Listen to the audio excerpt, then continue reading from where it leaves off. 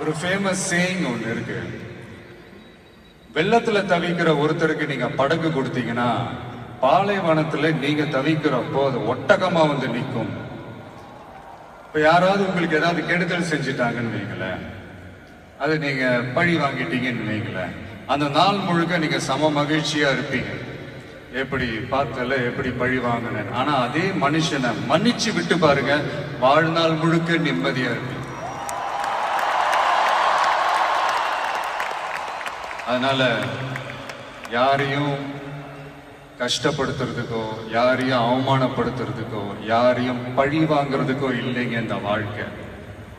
நான் முடிஞ்ச வரைக்கும் முன்னாடியே சொன்ன மாதிரி சின்ன சின்னதா ஒரு நல்லது, ஒரு சின்ன சின்னதா ஹெல்ப், இது செஞ்சு பாருங்களேன். எங்கேயோ ஒரு இடத்துல ஃபியூச்சர்ல உங்களுக்கு இது கை கொடுக்கும் அப்படின்னு நான் நம்புறேன்.